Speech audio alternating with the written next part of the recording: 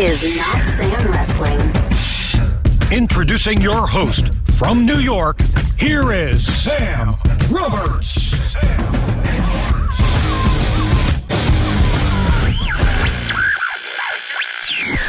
We're at the Performance Center for the massive 2K19 event, and this is a long time coming. With me for the very first time, Shayna Baszler. Shayna, what's the haps? Just doing this. Yeah. Video games and stuff. I guess like normal. What's like normal? Video games. Right. And video games is normal for you? Yeah. Are you I used to have a Twitch channel and like. So you were one of the popular gamers. Yeah. Are you not able to do that anymore in the sense that you just don't have time to maintain your gaming audience? I try to like pop in some every now and then, but then it's time and sometimes I use gaming to decompress and all people want to talk about is wrestling. So right. It's just kind of, yeah. That is the thing, right? Like when you're using gaming to decompress, because that's the only thing that I do with video games is just like shut my brain off. Yeah. But I think sometimes like if there were a camera on me right now, I'd be like, okay, I kind of gotta at least be aware of it, right? Like it's not full decompression. You have to be on. You're performing. Yeah. You know, you're doing something for an audience. What are your games of choice right now? Right now, I'm playing Octopath Traveler on the Switch, which is kind of a turn-based. It's kind of Final Fantasy-ish. It's made by Square, so it's same developers. And then I'm playing Paladins with a group of friends almost every night, and that's like Overwatch on steroids. So it's awesome. Is it mind-blowing? I saw you looking at your entrance for the first time earlier. Yeah. Like, is it mind-blowing to see you and the characters are so like, I know you say it like every year, like they're more and more detailed, but some of this stuff is insane. Like I literally was watching the gameplay and like you think for a second like, oh, this must be like an interstitial video. And you're like, oh no, this is just straight gameplay.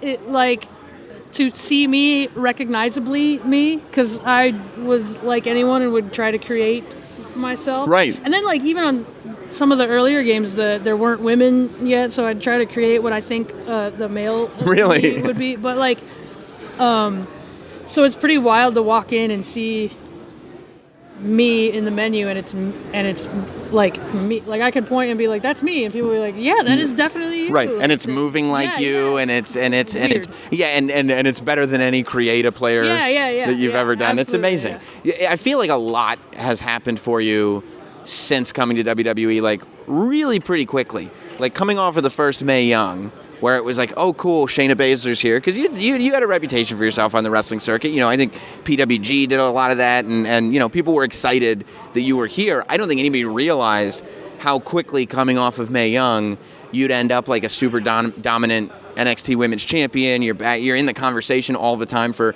who's coming up to the main roster, blah blah blah. You're in this video game. Like, it's got to be pretty wild to have this much stuff happening this quickly. It's interesting because, you know, obviously I didn't have like the traditional path that a lot of people have to get here. I came up through MMA, and I spent a lot of time, like 16 years in MMA, and you work hard. It's like wrestling in that you have to kind of give your life over to it.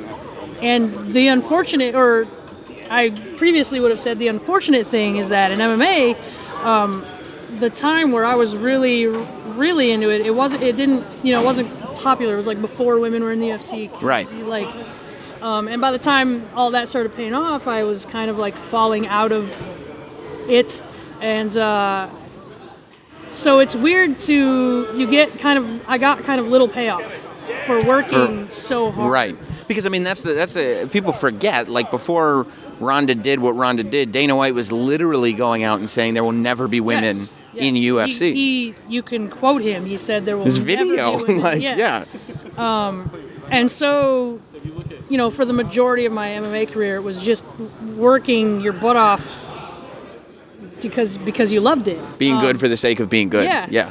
And so it's cool to see. And it's not straying from my mixed martial arts path at all, being I trained under Josh Barnett and Bill Robinson and those guys in catch wrestling for my MMA.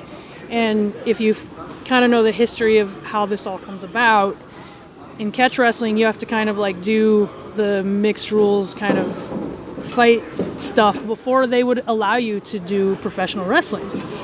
And so to kind of be here it's the path of, it's like the natural progression of my martial arts career, and then to have it finally pay off. And it's like you work for so long with such little payoff, you forget that it's not supposed to be that way. Right. It's going to pay off sometime. Right. So it's cool to. And on some level, right? Like the 16 years of MMA not paying off. This is the payoff for that too. It's not like you did a year of performance center stuff and now you're a wrestler. Like that's all part of what you do now. Yeah, absolutely. And I think if I would have done it any other way, I wouldn't be who I am and what I am in the ring, outside the ring. I wouldn't be where I'm at today. And it's such a cliche thing, right? Like everything happens for a reason. But seriously, like I wouldn't change anything. And in those moments, it's like, man, I lost.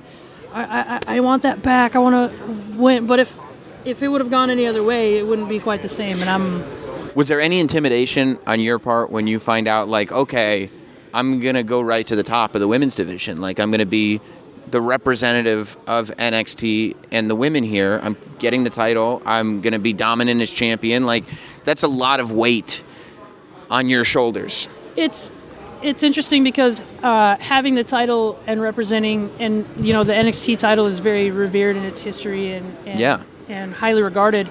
But on top of that, the style of wrestling I bring and the way I would come again through catch wrestling and Billy and Josh, it's not a thing it's not a style that's like super popular like in the WWE, especially amongst the women. I mean, you know, so I think even more added weight to that is that what I'm representing as far as my coaching and how I've come up. You know, right, you have to prove to people that this is like something this isn't what you're used to seeing, but it's really good. Yeah, exactly. Right. And it's taken some time, but I think people are starting to, you know, people are starting to see, and the fact that I've stayed true to my lineage and not strayed and started doing backflips and stuff just to get people to think I know what I'm doing. Like it's that is almost more important to me than the fact that the NXT title is so revered in itself. Yeah.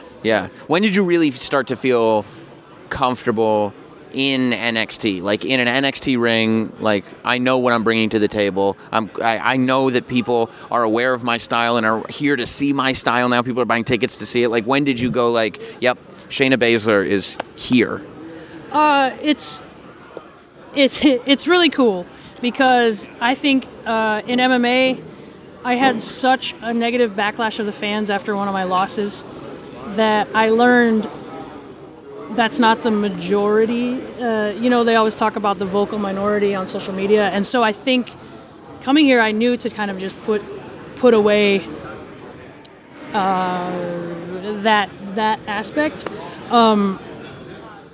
I know that when the crowd reacts, so when I'm in the ring and I'm like bending someone's arm away it's not supposed to go, and the crowd can collectively gasp, like I know, you know what I mean? Like that's, and I think that's where I started.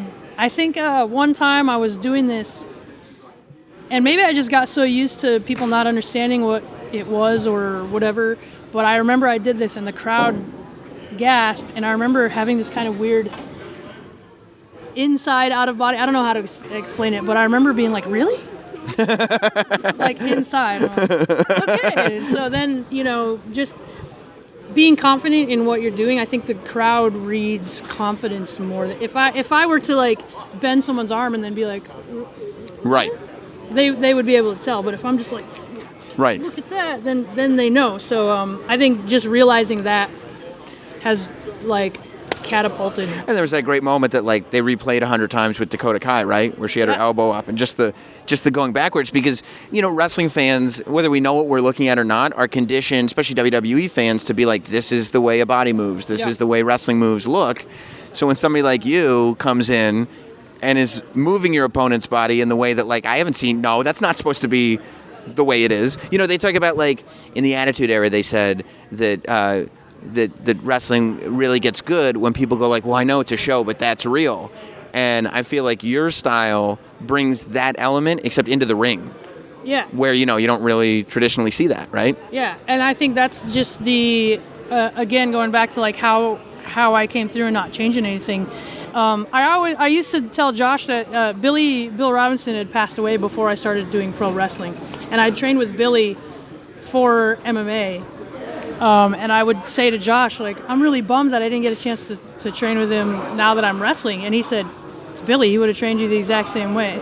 And so I think just that I had learned to do things in such a way that you'll be hard pressed to see me do something a different way in MMA, if you have to look it up, than I do it here. And I think that's that's why I'd say it. Like, I'm the reality that you meet when you get in there. Right, right. Do you think that your success, the way fans responded to you, encouraged Ronda to think realistically about this, to try this as like, yeah, this is something that I've, like, obviously she grew up a fan, but seeing you succeed at the level that you've been succeeding at, did that make her go like, oh, there's a spot for women like us there? I think actually, truthfully, the fact that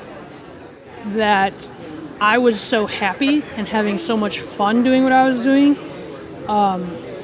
turned Ronda on to pro wrestling more than fans and things like that. She was in a spot where she maybe was a little jaded in MMA, and I had that too. Just she was on a much bigger scale, obviously, than me, and so I think her seeing we had similar paths, and then seeing that it's like kind of nerdy, but like seeing my final form actually happen, and then like I think that's what did it.